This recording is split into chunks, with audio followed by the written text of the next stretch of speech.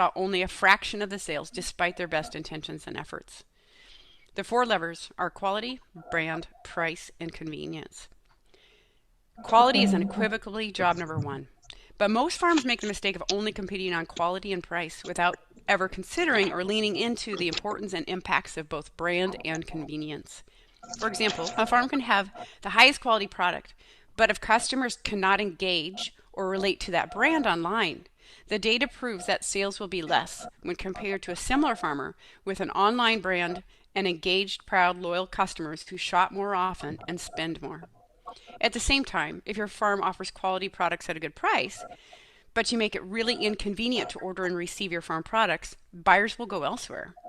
While buyers love local food, they love convenience more. In fact, farms utilizing Barn2Door today who offer the convenience of door-to-door delivery actually drive 2 times more revenue every month than farms who do not offer delivery.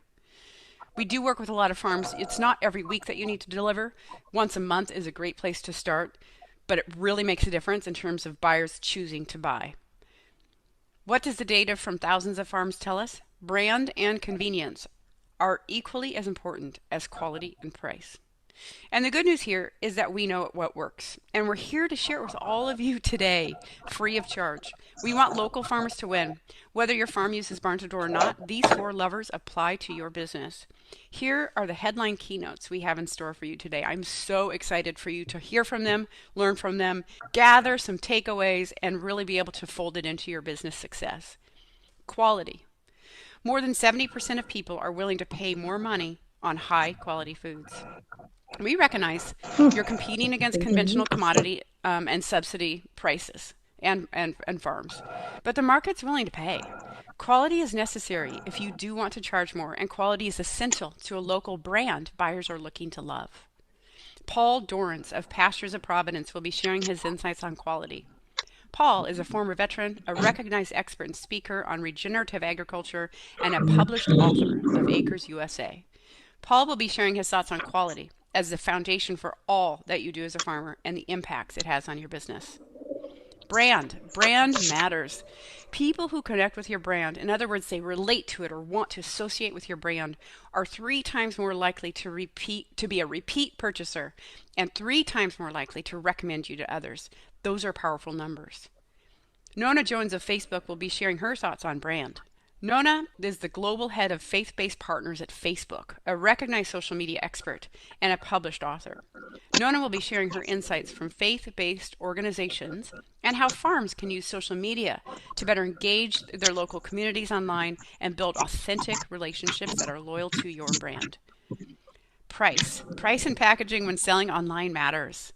We know that farms offering subscriptions to their products see as high as 80% of their sales through subscriptions. They can depend then on locked-in standing orders. Now that is good for business. Paul Grieve of Pasturebird will be sharing his thoughts on price. Paul is the CEO and founder of Pasturebird and co-founder of Primal Pastures. Paul is a former veteran, a certified public accountant, and one of the most successful and fast-growing pasture proteins producers in the USA. Paul will be sharing his thoughts on pricing and packaging your farm products to help your farm increase sales, save time, and improve your net margins. Finally, and if you want to be successful, you cannot avoid convenience. If you want more sales, you need to make it effortless for your buyers to buy from you and get your food. If they have to email or phone you first or fill out forms, you're actually losing sales. It takes buyers' efforts to do those extra steps. They should be able to shop online, select a convenient delivery option, and pay with a saved credit card. We see farms who offer door-to-door delivery enjoy twice the revenue on a monthly basis. 83% of buyers say convenience is more important in purchasing decisions than ever before. If one farm offers home delivery with credit card payment and another farm offers pickup with check payment, I will choose the home delivery and one-click payment every time. Karen Ha of Joy Well Foods will be sharing her thoughts today on convenience. Karen is the CEO of Joy Well Foods, a former executive of Bulletproof Coffee, and a Starbucks veteran of 11 years, where she launched the Evolution Fresh line of products. Karen will be sharing her thoughts on the importance of convenience to capitalize on buyer demand and expectations when it comes to buying your farm products. Here's a quick overview of today's order of events. Each session will include one of the keynote speakers for each. I'm going to stop it there. Somebody's making a lot of noise. They need to mute their microphone, whoever's doing that. So this entire conference I'm going to make available to you online, so you'll be able to access this. I'm getting permission from Barn2Door to get all that material, so I'm working on that. But in the meantime, I want to look at one more that you actually can get from the conference, but I've got a copy of. And I don't know if you all know Paul Grieve of Pasture Bird. Paul is a farmer in California. He's considered the largest grower of pastured birds in the United States. And he's got a really good short session on pricing and how you should price your products as a farmer. I think it's going to be real helpful. So I'm going to play that video for everybody. And then after we're done with that, that'll be pretty much it for today. Any questions, thoughts you have? But I did want to point out that this entire conference will be available to you shortly. Here's Paul. Hey, thanks, guys. Definitely excited here. Definitely excited to talk about one of my favorite topics, something that I've really dug into over our career, pricing. I think pricing is one of the most important topics around selling farm products. It's often misunderstood.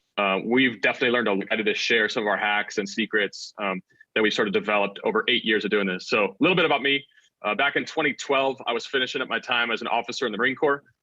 During sniper training, I got hit by a tick that had Lyme and started to suffer a bunch of health issues, chronic inflammation, a lot of problems, and started around that time, 2007, hearing about paleo and the power of real food to kind of help us. And I started feeling a whole lot better just after 2 weeks of reducing inflammation in my body and eating healthy.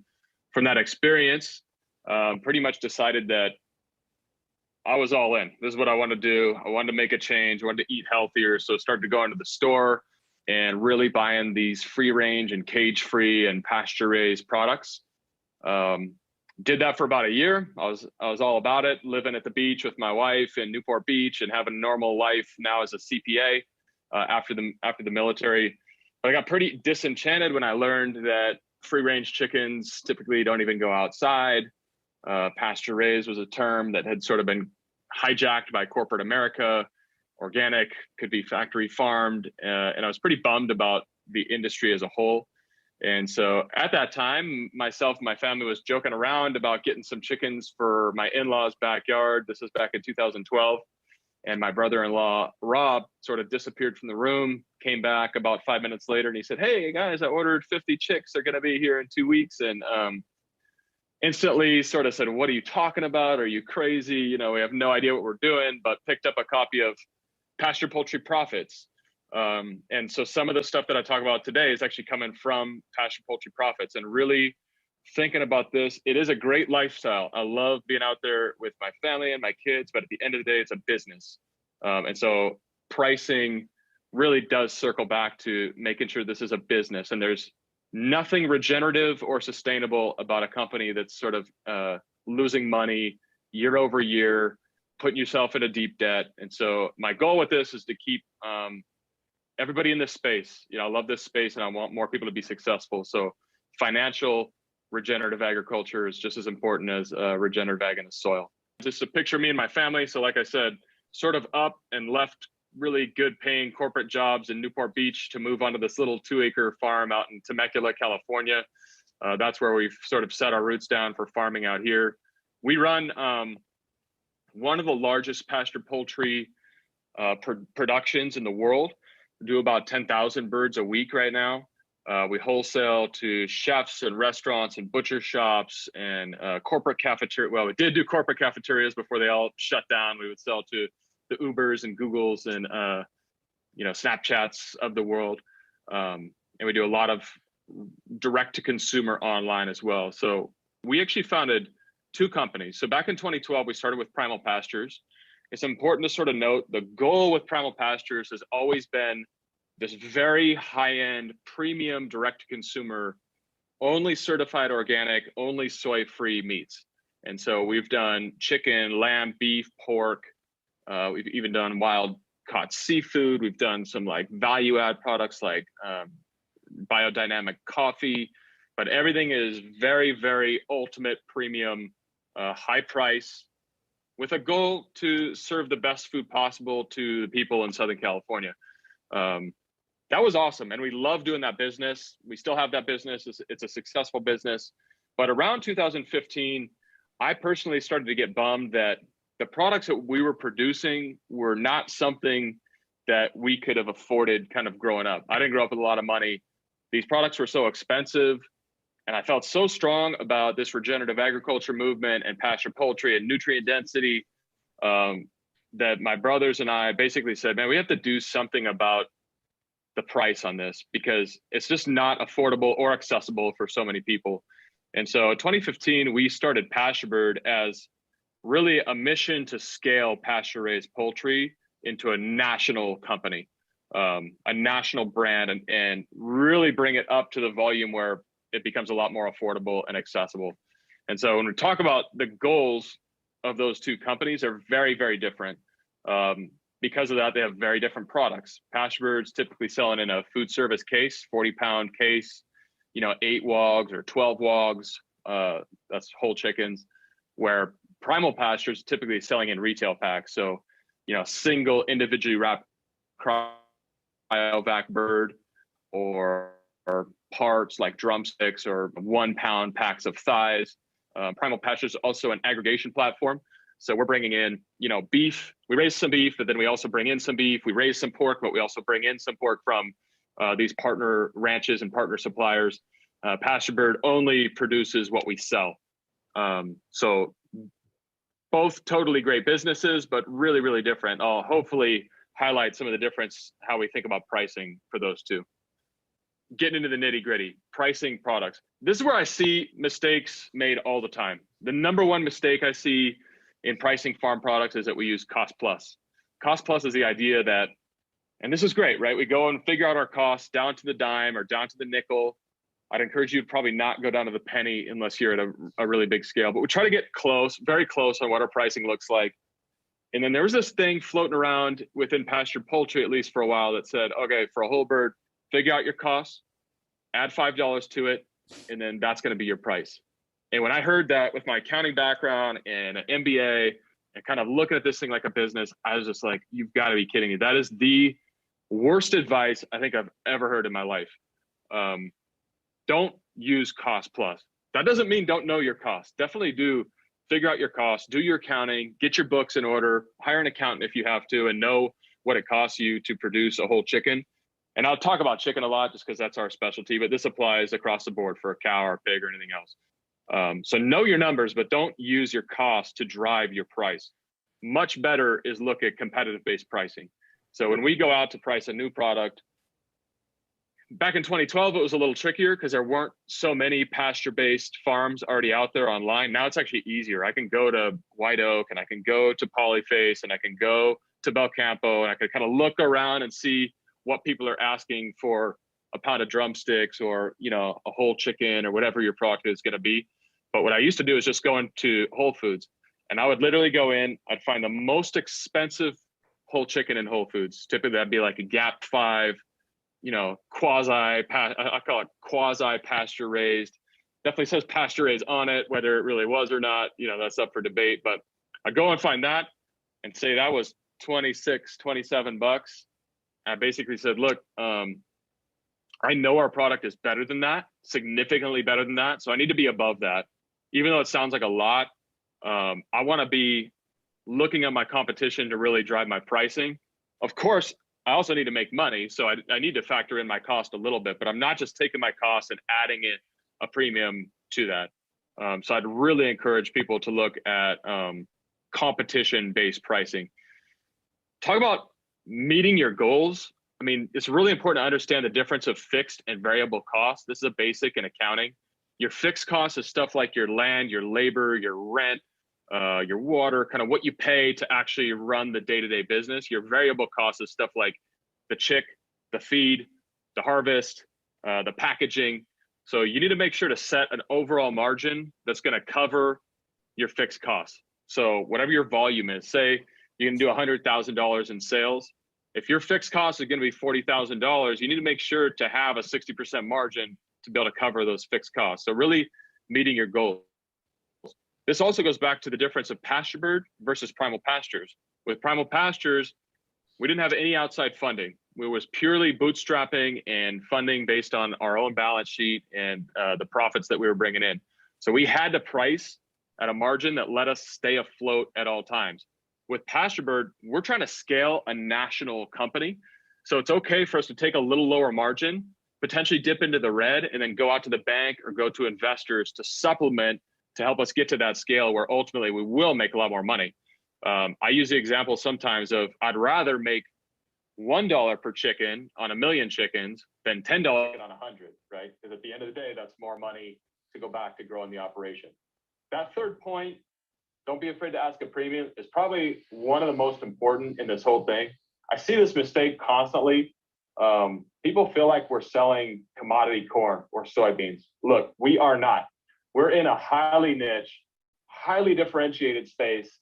We're not selling a commodity product. And it's really important to get your story right and realize what you're doing is so vastly different. And you need to be confident going out and asking for a premium on your product, a big premium a lot of times. I know in Walmart, you can go out and buy a $5 chicken right now. Costco, it's already cooked for $5. If you want to go on to primal pastures right now, it's probably $35 to buy a whole chicken. That doesn't matter, right? Because you're selling to a completely different consumer that values what you're doing over that factory farm bird inside of Costco. One thing we talk about a lot is value add and cutting up whole birds. So we've done both sides of this all the time. We update the math constantly and really understand what your costs are associated with cutting up a whole bird. It sounds really great to be able to sell boneless, skinless breast for $18 a pound when your whole chicken sells for 28, right? But the reality is sometimes you might be surprised at how much goes into the actual processing, cutting up, packaging, and then making sure you're actually having good sell-through on those items like the wings and the drumsticks. And again, I'm talking about chicken, but at the end of the day, you have equivalents in the beef and pork world as well. I know those pork shoulders will back you up sometimes. Those beef London broils will back you up sometimes. So just because you're getting some great price on the boneless, skinless breast doesn't mean that you're necessarily selling through all of your other products and getting full price. That being said, we make a lot more money in our operation. We make a lot more money cutting the bird up than necessarily selling it whole. So make sure you're really looking at the math and doing the math constantly on whole birds versus cut ups. And same thing goes for beef or pork. Taking bigger cuts or smaller cuts, ground beef, make sure you're really doing the math on all those cut up products. I talk about this a lot, but there's 3 core products in my experience that the customer looks at that they really know the price over and over and they kind of understand it. Those 3 items are the whole chicken, a 1-pound pack of ground beef, and 1 dozen eggs. I found that we have a lot of price elasticity, which means we can move pricing around on other products, but those 3 items, people generally know the cost of them in the grocery store. And so when they come to your site, they're going to look to those 3 to decide internally in their head if you're an expensive place, a reasonable place, or a cheap place. We kind of fight to keep those 3 items within reason, and then we put more margin on any product other than those. But if somebody comes onto your site and they see a dozen eggs for $12 or $13, they're going to instantly kind of go, oh, wow, that's a really expensive place. Maybe that plays into your strategy of being, ultra premium, ultra high end. That's fine. But I think that they looked at those 3 items really specifically to get a gauge for kind of where you're at. This is one of my most key core takeaways with pricing. We have to do a better job as an industry. And I say this kind of all small farmers and direct marketers across the board of making our products more simple to the consumer. Like them or not, ButcherBox has done an amazing job with this. You go into their site and it's 2 clicks until you are subscribed and you have product hit your doorstep every single week. And they have grown very rapidly because of that ease and simplicity. And it's a really cool thing that they've done to make it so easy for people. We started out with Primal Pastures, really focused on a la carte ordering individual cuts. So you could come on and order a 1-pound approximately, we use buckets, but 1 pound or so, skirt steak. And then you could go buy a half a pound or so of, chicken livers, and you can buy 1 pound of ground beef. And we would go individually pack that and ship it and the whole thing. The more we go through this business, though, the more we understand the consumer doesn't even really want all those options. It's frankly overwhelming for them.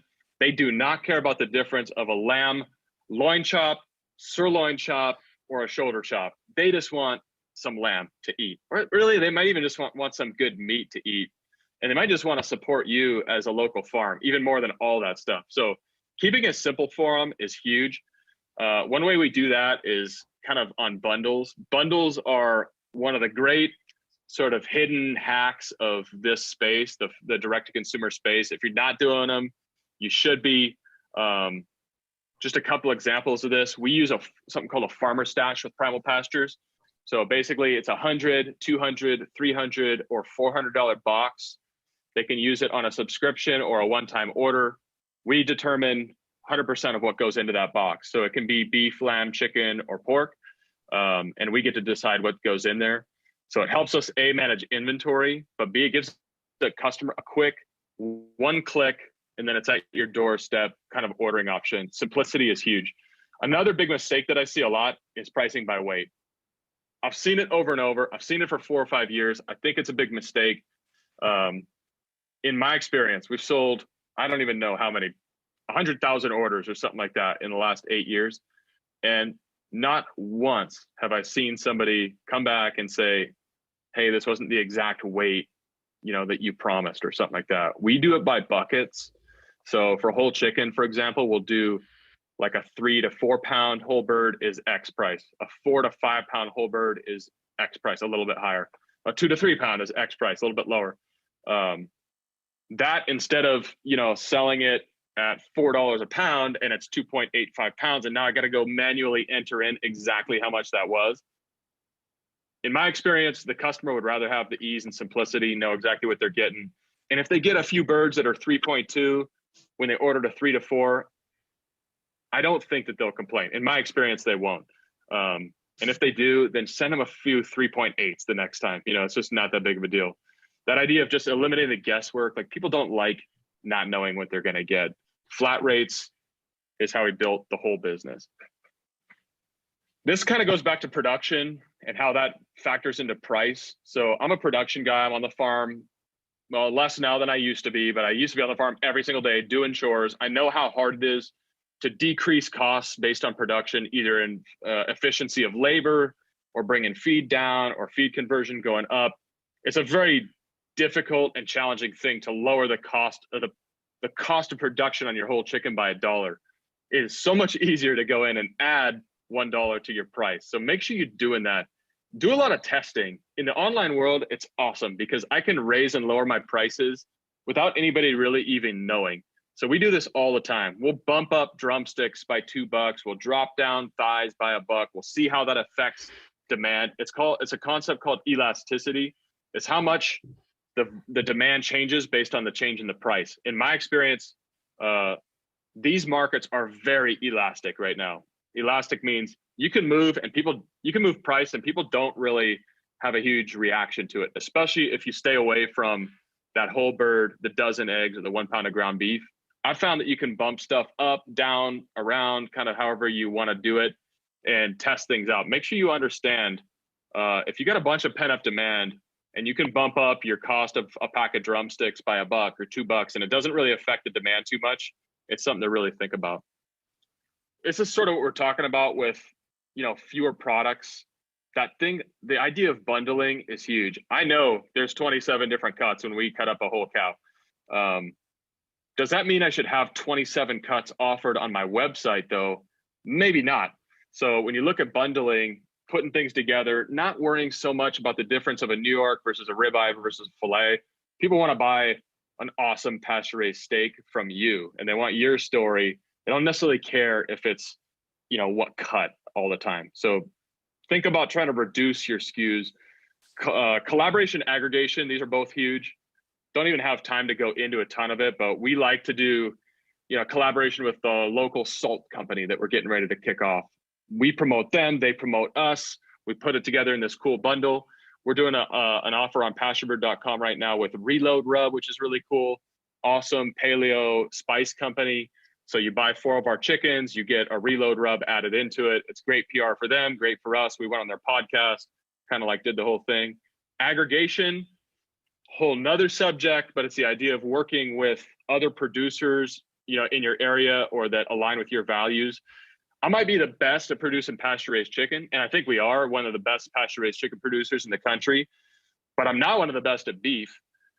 However, my customers all want to buy pasture-raised beef. So if I have the captive audience, if I worked so hard to get these customers, maybe I should be working with a local beef company or somebody that aligns with our values to go and sell beef to my customers. And ultimately, those customers are the best marketers in the world. It means a lot more for somebody, friend or family, to go say, oh, I ordered from Pasturebird and it was this great experience, I love them, than for them to read, even the best written ad that pops up on their Facebook feed. Just remember, we're not selling commodity products. Focus on value-added products. In a lot of ways, this just reminds me of a bone broth that we rolled out. Nobody else has an organic, pasture-raised, soy-free bone broth out there anywhere in the world with my story. And I got to make sure I price my products that way. You can always move the price down, right? That's very easy, but trying to increase your price is tough. So make sure you kind of open up strong and make sure you're competing where nobody else is. For example, the bone broth. This is a picture from our Instagram. It's one of our customers, making this amazing, looks like a chicken foot sticking out of there. So it's kind of got a cool vibe to it, but customers really do become your best marketers. So you want to kind of incubate that and support it as much as possible. In summary, I encourage you guys to be wary of cost plus pricing. I know that it's sort of the run of the mill and it's how a lot of people do it, but I'd avoid it at all costs. Get your costs straight, know what it costs you to produce a product, but you want to look at the competition to really figure out where your pricing is at. And then kind of last but not least, focus on those bundles, lower your SKUs, keep it really simple and easy for customers to order. I love kind of the idea that they can come on and order within a few clicks and have product delivered, and even better, subscribe. So in a few clicks, they're just getting a box delivered to their house all the time. Yeah, so if you want to learn more about what we're up to at Primal or at Pasturebird or at APA, I'm also on the board of APA, which is the American Pasture Poultry Producers Association. You can check us out anywhere on social, primalpastures.com, pasturebird.com, apppa.org. Also check out the new getrealchicken.com website. That's an APA-based project where we're looking to connect buyers and connect directly with farms. So you can check out getrealchicken.com too. Got a lot of cool videos on there and stuff. Yeah, hope to connect soon. And I hope kind of some of these tricks and hacks keep you guys as successful as possible for 2020 and beyond. Thanks for your time. Good morning and welcome. We're so excited to have you. Okay, here sorry about today that. Let me join us for the first ever turn direct this off. conference. My name is Janelle Mayako. And here we go. Okay. All right. Sorry about that. I'm not quite the master of these sharing the videos. So a couple of points I wanted to make, and I love to hear from everybody. But he made a really great observation about 3 types of products that consumers tend to use as a baseline for pricing. I think he said a pound ground beef, a dozen eggs.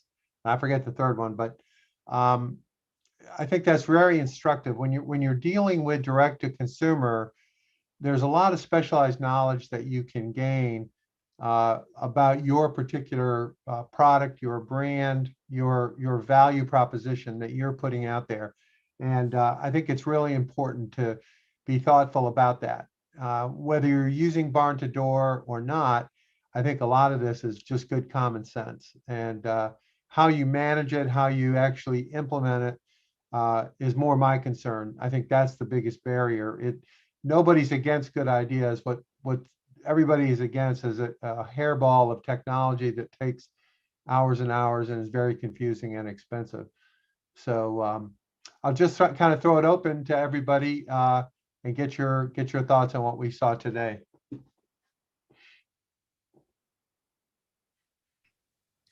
Hey, can you guys hear me okay? Yeah. Okay, just kidding. Okay, I'm having troubles with my computer. Yeah, no, I thought that it was great. I thought he had a lot of really good things to say. The point that he made about the bundles, we learned that because this is now our second year. Yeah, we learned that the bundles was like just genius. Once we started implementing like bundle offers for the farmers markets, people just, it took out a lot of the legwork for them and they just didn't have to think because it was like, hey, here goes the bundle. And when they saw everything that was in the bundle, they were like, that sounds good. Let me just take that. So I totally agree that the bundle idea is really smart. And if you're not implementing that on your farm or in your business, it's a really, really good tactic to just kind of have like a catch-all for your customers because people just don't really want to think. They just want, they know that they want this, but sometimes I think it makes sense to kind of make it easier for them. So I thought that was great. I've actually been following them for a long time, so I'm familiar with the company. And I would definitely say we look up to them as far as their business model and the things that they've done. So I thought the presentation was really great. Oh, good. Well, one of the things I think you hit on, you talk about bundles. You know, when you go into the grocery store and you go to the meat case in this example, there are tons of bundles, right? There's tons of different selections that you know, that's what people are used to buying. So I think that's the other thing to keep in mind is it's not that you're necessarily competing with a grocery store, but you are competing with habits that people have. What are their habits? And you want to try to take advantage of that as much as possible. So if they're used to buying bundles or it's simpler or, you know, all the things that we're talking about, try to benefit from the stuff that works that you can implement without it being you have to reinvent the wheel on every single thing that you do. Any other thoughts or comments? Okay. Well, one of the things that we're working, as I mentioned, I'm working on an exclusive deal with Barn2Door for our participants. I'm not sure exactly what that will be. Hopefully, it'll be a really good deal for those of you who want to give it a try and could benefit from it, particularly those of you who are looking for help on getting things done so you don't have to do everything yourself. I think it's a surprisingly affordable solution. It's a monthly cost, a very low monthly cost from my perspective. You know, it's not, they don't take a percent of your sales or anything like that. So I'm going to be sharing that as soon as I get from them what kind of deal we can make, can offer. This whole conference will be available to you as well as today's presentation, of course. We'll get that up so that you all can look into this. They actually have about 200 farms in North Carolina that have Barn2Door.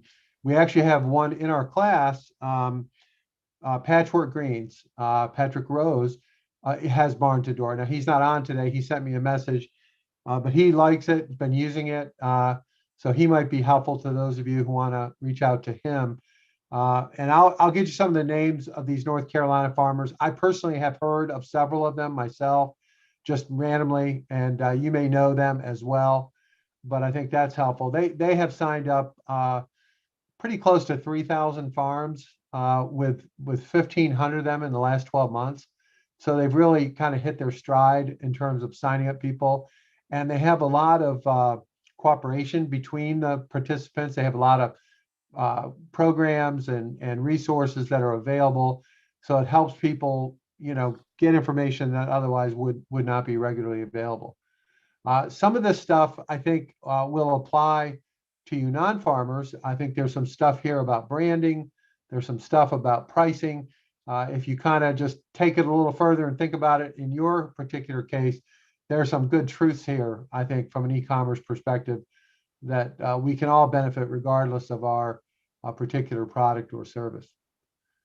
So the other thing I want to point out, Thursday's meeting is going to be with a guy named Tom Newell, who I highly recommend. He's a dynamic speaker. He's one of my oldest friends. He was my lawyer back in before he was rich and famous, and he's really good. He's from the DC area. He was the CEO of Sunrise Senior Living. If you are familiar with that, they're the largest senior living company in the country. He also built a company, similar company in England and in Canada that he just recently sold. So he's a real good guy, and he also would really like everybody to reach or to watch the Simon Sinek video that we'll post. Brady will post it so you can see it. It's a short video. It's about leadership, and he just wants everyone to take a look at that before Thursday's meeting, so that it'll speed up and make it a little bit easier to participate if you have a chance to watch that video. Any other questions, thoughts, criticism? Yeah, that's the Simon Sinek TED Talk that he wants you guys to watch. That's probably one of the most viewed, if not the most viewed, like TED Talk of all time.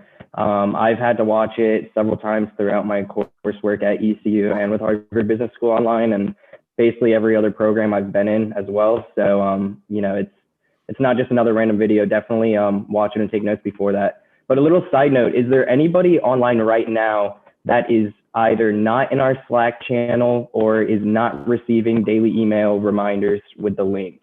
If you could just speak up if you're not getting either of those, or send a message in the chat, or PM me or something. I just want to make sure everybody is accessing everything properly, because the video was already posted in Slack, but I'll email the video out to everyone as well. Thanks, Brady. I appreciate it. One thing to keep in mind, and I'll just point this out because it didn't occur to me last time until the end of the 10 weeks.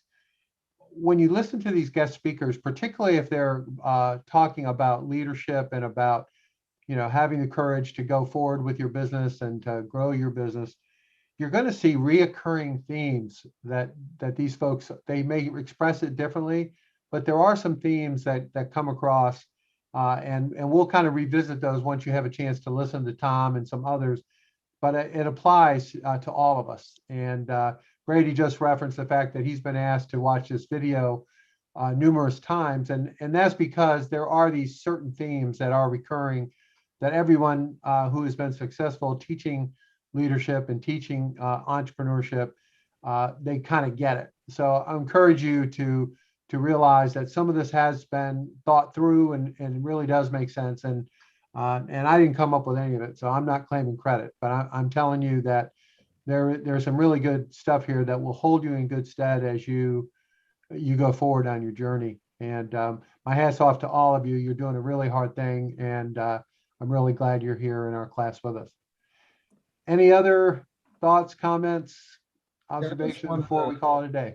I wanted to jump in real quick and say, you know, and when this video began, I'm like, what is a barn? You know, what does farming have to do? I'm in the automotive space, but let me tell you, I learned a lot. That gentleman, the one thing that he like drummed in, all the speakers were talking about convenience, and that's what we're doing. We're building a better machine right now as I speak. And one of the things we're trying to do is make it faster and make it more convenient for people to use. You know, not having to punch in their credit card, they could just kind of, all kinds of stuff that we're trying to do. But he was confident in the fact that he knew he had a good product and he wasn't scared to price it. And that's where, you know, a lot of people will fall short, including myself, because at first I was like, well, this is too much and all these things. But looking at him, he's just like, you know your product, know your audience, make it convenience, and don't be afraid to price it. And I got all of that from a farmer, you know what I mean? Yeah. So that was pretty cool. Well, he has an MBA from Stanford, and he's a CPA also, Yeah, as well as an officer in the Marine Corps. Yeah. So he's got a lot to say. One point that I think that we need to make is many of you, particularly in the farming space, you know, you're going online and you're I'm not sure you've thought through exactly where's your market located, right? Where are the people located that can buy your products? You know, in some cases, you may live in a small rural area where you know, people don't have very much money, and they buy strictly based on price. And what I would say to you with e-commerce and some of the tools that we're talking about here, there's absolutely no reason why you can't compete in a more lucrative area, whether it's the Triangle, DC, Richmond, anywhere. These are all available to you, and we'll be talking about that. But I want you to realize there really is a difference between your local market and other markets that may be appropriate for you. And I just want to encourage everybody to think like that, because with these tools, you're not stuck with just your local area. I know that's hard to believe, but it really is true. Just a real quick story. I launched a product several years ago. It was a muscadine juice product, which is very familiar to those of you in Eastern North Carolina. I had never heard of it before personally. And it's relatively inexpensive. I want to say it's $4 or $5 for a really big bottle of this. It's not expensive. So we bottled it in a more exclusive package, and we started selling it in metropolitan New York. And we were getting $6.99 for a 12-ounce bottle at a lot of stores in Manhattan and the surrounding area, Connecticut, Long Island. So we actually didn't sell here locally at all. We made no sales. We didn't call on anybody. All of our sales were in Metro New York and around in DC and so forth. So you can reach markets that will be able to pay what your stuff is worth. And based on what I've seen, and I've been shopping on a few of your sites. I bought some things just to kind of get a sense of the experience, and also because I want some of the stuff. But I think you'll be surprised at what you can get for your products when you open up your eyes and say, I've got a platform here that is not limited to, Pink Hill or whatever, your surrounding area. You're actually able to reach much further. And we'll be talking more about that. But I do want to encourage you to think there is a place for really high quality products. And I think many of you have really high quality products, and you're in a position to take advantage of that, I think. Yeah. I think my issue is not necessarily selling the product, but if somebody buys it online, keeping track of it is my worry is. Right. And I think when we did our CSA, well, I don't call it CSA because we just did produce boxes every week. And that was just a whole, but we kind of just threw it all together because of COVID. But keeping up with that was a feat amongst itself. So if the Barn2Door has those type of fixes, I guess, that has like reports or something of that sort that comes out. Yeah, they do. And they also have route delivery apps. So if you decide you want to deliver, you can optimize your delivery. We also are working with those of you in the farming space. If you know Greenville Produce, they actually deliver every single day between Raleigh and OBX. They have routes every single day. And some of you may be able to get your products there so that they can be delivered in their system. Mike Ammon, who's one of our hosts, one of our guest speakers, is involved with that company. And last class, White's Farm was able to take advantage of that delivery service. They had never done. They'd only had pickup at their farm, right? They never had anything else, and now they have pickup in Greenville and other places and delivery. So it can be done. And my attitude is if these mattress companies can sell their mattresses online and deliver, you sure as hell can deliver some tomatoes. I'm pretty sure. So that's my kind of organizing thought on that. All right. Anything else for anybody?